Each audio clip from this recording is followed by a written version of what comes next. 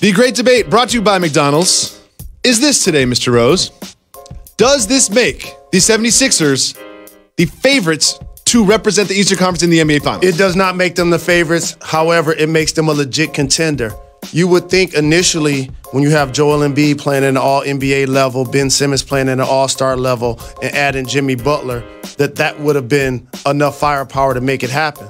But the cohesion hasn't been there. The consistency hasn't been there.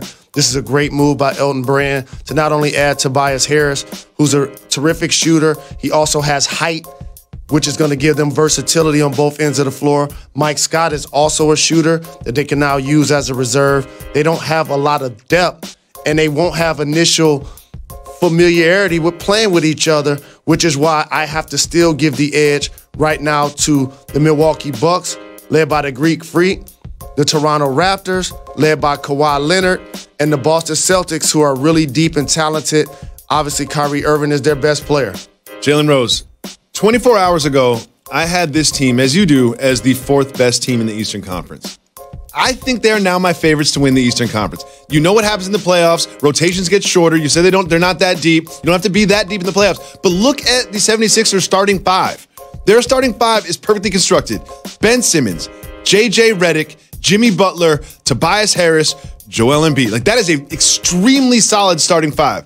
Extremely solid starting five. And I believe that this team that went to Game 7 of the Eastern Conference Finals last year with what I think is a weaker team on paper is going to win the Eastern Conference this year. That is going to be the best and most accomplished starting five, not only in the East. Second in the game. But second in the NBA. Yep. But the beauty about sports is the dynamic of team. And the other players on the other rosters, while they don't have the star power, they settle into their roles. There's only one basketball out there. And I do believe this catapults Philly to have an opportunity to make it to the conference finals, if not the NBA finals. But I can't say that they're the favorite because of those reasons, and they won't have home court advantage against a couple of the teams that they're probably going to play. I'm very interested to see how they bring in Tobias Harris and how they use him, because they have a lot of weapons and they have a lot of players that need the ball. Frankly, even J.J. Redick, he's going to get the ball sometimes. But my question for you is this really puts Elton Brand in a position. He's going all in. Elton Brand is saying, we're going to the finals. Maybe we can take out the Warriors. This is what's going to happen this season. But this offseason, do you then pay Tobias Harris a big contract, commit to him to long-term? Jimmy Butler is on wax saying, I want a max. Do you pay Butler and Harris and say, this is our core? I love the job that Elton Brand is doing with Philadelphia. There's a lot of management he needed to clean up based on the fact that they drafted poorly. Look no further than what happened to Markelle Fultz in the Tatum scenario where they gave up a first-round pick. So because that took place, you have to go all in this way. I do believe that they're going to have an opportunity to pay Tobias and Jimmy more than other suitors. Yep. I believe, however, and it's just my opinion, that Jimmy Butler will exit in free agency. Now, if you're Philadelphia, you do take this risk for the reasons you just documented, but I just don't want fans and media to be hypocritical with this. Philadelphia is going to have to pay top dollar for Tobias and for Jimmy Butler. If they want to. So don't look at the Knicks, Lakers, Nets, and Clippers sideways when they're paying big contracts to people not named Kawhi and KD and Clay. There's only 3 Kawhi, KDs, and Clays out there, and there's about 10 spots for Maxes. And I'm glad you brought that up, because there's another side to this deal too. There's the Clippers side. So explain to the people what the Clippers strategy is for this. They're giving away one of their best players and not getting too much back. Basically what the Clippers are saying, and Jerry West is doing an amazing job reshaping their roster, they're basically saying, instead of giving Tobias Harris a maximum deal like Philadelphia might do, we want to actually probably give it to an all-NBA performer.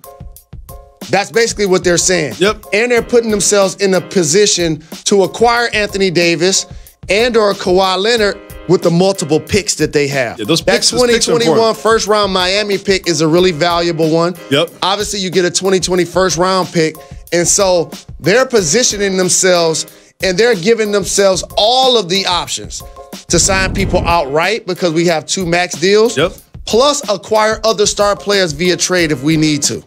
You know what? I'm gonna look at this through the Knicks lens. This isn't great news. You know, this is once all these other teams, basically the Clippers gave up on this season. They're basically saying, you know what? We're in the 8th spot. We don't want to get swept by the Warriors. What's the point of that? Let's find ourselves our way to the lottery. We have 2 empty spots, 4 big players, and I think that they're going to fill those spots with max deals. The best thing that happened to the Lakers' playoff chances is that the Clippers just traded Tobias Harris. Exactly. So now it's going to be the Kings and the Lakers fighting for a playoff spot. I cannot believe I just said that into a microphone and I meant it. The Kings and the Lakers fighting for a playoff spot. Well, one team that we know is going to be in the playoffs, the Thunder. The narrative about the Thunder has been interesting this year. They're playing very well. Paul George has been on a streak lately. Like his last 10 games have been amazing. And Russell Westbrook, remember the talk about him was his inefficiency and his shooting. Well, Russell Westbrook has low-key, with his 16 points, 15 rebounds, and 16 assists. I'm going to say it again.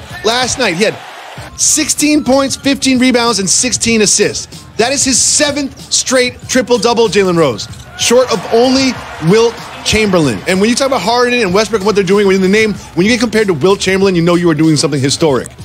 He can get 2 more to tie Wilt Chamberlain's 9 straight triple-doubles. Do you think he does it? Other than being inefficient with his field goal shooting, Russell has been fantastic. He really has. He really has. In a couple of different ways. One, leadership, allowing Paul George to ascend. So many times he got the blame for not being a guy that could acquiesce and submit to somebody else, in particular Kevin Durant, which even though KD led the league in scoring 4 times with OKC, there were times when Russell actually led the team in shot attempts. A lot of times. And so for him to be leading the league in assists, leading the team in rebounds, and unlocking Paul George's game and allowing him to flourish, now I have Paul George amongst the contestants for MVP. He's in the conversation. He won't win, but he'll be in the conversation. Absolutely. And it's truly remarkable how he's been playing. And here's what happens. Like, Russell plays like he just had an energy drink. 5 of them. Yes. Okay? Paul George is more pace. Mm-hmm. He's more smooth. When he first got there, he was playing at Russ's pace. Now that Russ has fallen back and allowed Paul to unlock his game, he's playing at his pace.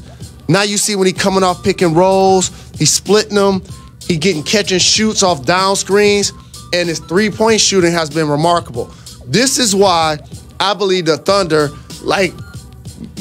unlike most teams in the West, I'm not saying they're going to beat the Golden State Warriors, but what I am saying is I'm giving them and a healthy Houston Rockets team the 2 chances to take the Warriors to a 7-game series. If the Warriors have to go through both of those teams, it will be a difficult ride. It would be a difficult ride. I don't know if they're going to go 12-0 into the finals like they did a couple years ago if they have to play those teams. Finally, Jalen Rose, one of our favorite players, doesn't get discussed too much. A gentleman by the name of Dame Lillard. Well, he's going to be discussed today because this is what he wore to the game last night.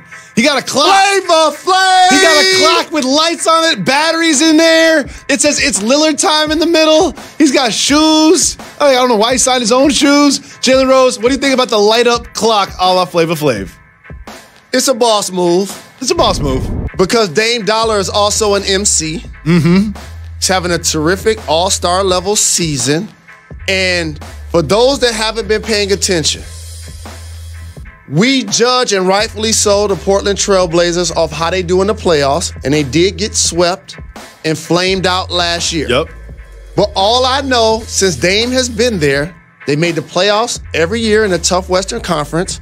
And when I look down at the Western Conference standings, they're always between 3 and 6. Let me just say this, though. If you're going to wear a clock to the game that says it's Lillard time, you can't get 13 points and go 5 for 15. True story. You got to play a little bit better. You can't lose to the Heat and go for 5-15 if you wear a clock that says it's Lillard time. Good to see Hassan Whiteside playing at a high level. We're going to talk about the Miami Heat a lot more when Chris Bosh joins us. Chris Bosh joining us in studio next. Got to give the people